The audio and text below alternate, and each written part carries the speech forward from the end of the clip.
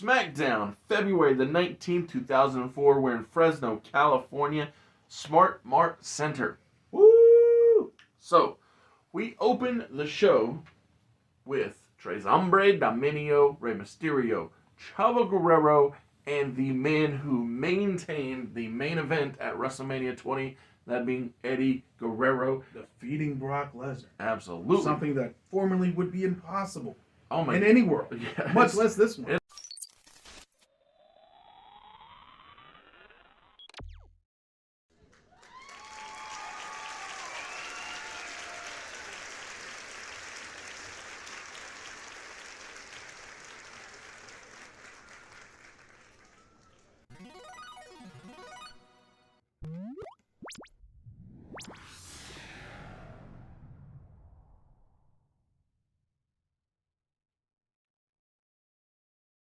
Eddie did it. He did it all on his own.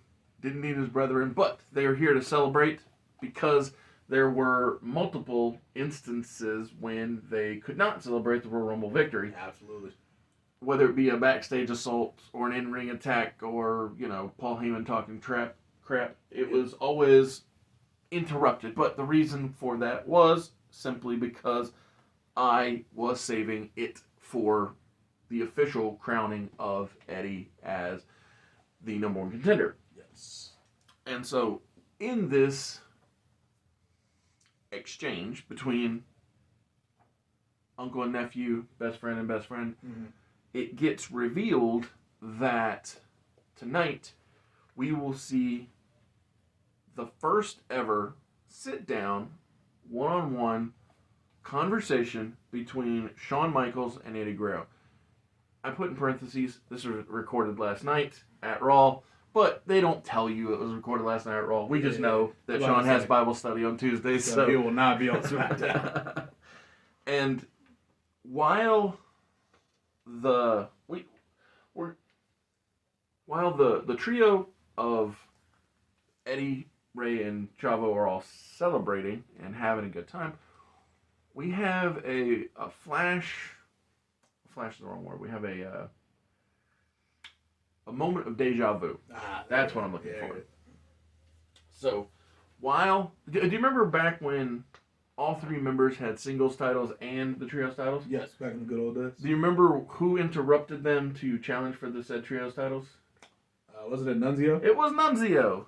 So here tonight, in this celebratory moment, Nunzio interrupts, and he doesn't even get a chance to lay out a challenge because Chavo is so irate at Nunzio for... How do you disrespect my family? Exactly. He was so irate at him interjecting himself that Chavo says, put the mic down, just get in here, and I'm going to beat your behind. And he does. Chavo wins the opening contest against Nunzio, proving that he has his uncle's back. Beautiful. And so Ray and Eddie, who stayed out there with him, they enjoyed the show. But as they're all three leaving, they get eyed up by the LLC as they make their way out to support Billy Kidman as he is going one-on-one with Koinonis' Jamie Noble, who was accompanied down to the ring with Hurricane Helms, Sharon Moore, and Toa Reigns. But the important thing is, Billy has many more allies, actually double the amount of allies than Jamie does. So while the LLC are being nefarious toward Jamie Noble, Indeed, there aren't enough numbers on his side to keep things balanced, and so Billy Kidman is able to overwhelm. He's able to use a very Guerrero tactic of cheating to win. He rolls up Noble with his feet on the ropes, but the referee doesn't see it. Classic. And there's so much chaos on the outside that nobody could tell the referee to check and look. Exactly. Also, the referee was doing his job. You gotta watch the shoulders. Exactly. This match bleeds into a traditional tag team match where Hurricane Helms and Sharon Moore take on Absolute Maven Huffman and Orlando Jordan. Nice. So Total Reigns is trying his best to get Jamie in the right headspace while the other guys are wrestling. And JBL feels so unneeded at ringside. He joins commentary and is making fun of headstrong Jamie Noble and how his head is no longer in the game. Ooh. What a villain. JBL was probably overconfident because Sarah Moore is able to defeat Absolute Maven Huffman and win the tag team match. JBL throws down the headset. He's upset that, not with himself because he never blames himself. I'm about to say, no, it's never his fault. But he's mad at Maven for not being able to live up to the lofty standards of the League of Champions. Literally, I'm talking you up the whole commentary this whole time. So while Maven is getting berated by JBL, the camera cuts to the back where we see Booker T paying off Spike Dudley. And Taz and Michael Cole point out, is this for what Dudley did towards Capitelli last week, or is this in preparation for Booker wrestling Lance Storm tonight? Or is it basically, are the Dudleys under the employ of Booker T now that he no longer has the best first generation? Those damn Dudleys. And so nobody legitimately knows what is going on with it, but these are the questions leading into the main event segment. Indeed. Where Lance Storm will be challenging Booker T for the television title. Do you remember the man Chavo wrestled last week? Chavo Guerrero wrestled a very underutilized talent because of me, Paul London. Chavo did come out on top, but because I don't want to continue Paul London looking like a scrub, well, like a guy that I don't appreciate, right. And he just sits in catering the whole time. I have Paul London taking on Magic Mark Jindrak with Hard Body Hardy, Jack Johnny, and Vascular Val at ringside on behalf of Mark Jindrak, or supporting Mark Jindrak in his outing. The thing is, because ever since the Iron Addicts both got attacked by the Dudleys, stood up to the Dudleys, and in the case of Mark Jindrak, defeated Dastardly Spike Dudley last week, Indeed. They've not exactly been as nasty as they once were. Like, they're not exactly walking grandma across the street. No. But they're not. But they are hitting the crosswalk sign for us so you can get by a little bit. Exactly. Mark doesn't cheat against Paul London. And neither do any of the guys on the outside. They don't do anything nefarious. They're only concerned with their own physiques / pumping themselves up. I'm about to say they're just sitting in there rubbing baby oil on themselves so they can get that shine. Yes. And so Paul London wins against Mark Jindrak. Oh, okay, Paul! With do you know that top rope mule kick? Like he does. The one with the very surprising. It's like, man, that guy. Oh yeah, no, that thing always comes out of nowhere. And out of nowhere, exactly. And so that's the case is he wins out of nowhere where you don't see it coming. And again, this is just me apologizing basically for forgetting that we love existed. You, Paul. Yes. Well, and it makes me laugh because when I think of these two guys, while obviously WCW comes to mind when I think of Mark Jindrak, the next thing that comes to mind with both these guys is something with Lucha in the title. Paul London with Lucha Underground, and Lucha Libre USA with Mark Jindrak. Yeah, still need to watch that. Lucha Libre USA? Yeah. Don't do it. It's just for the convoluted, confusing, weird. I mean, so was Lucha Underground. Great wrestling, but everything surrounding the wrestling, it's like, huh? Again, so was Lucha Underground. It's different though. It's a different type of crazy. Yeah, so no, what I mean is Lucha Underground had off the wall storylines. Indeed. Lucha Libre USA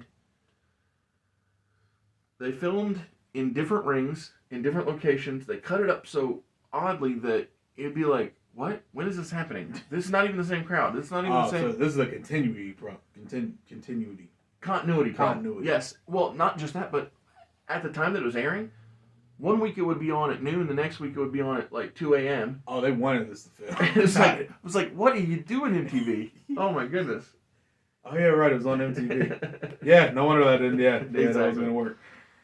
Okay, yeah, fair enough. But yeah, if you do find it, go and laugh at it. But About to say, I didn't you ever even watch check Wrestling Society X? Yeah, Another that I've seen MTV that. failed show. Yeah, Whew. that one I remember. So Crazy the cast of characters though. Right? I know, right? Whew.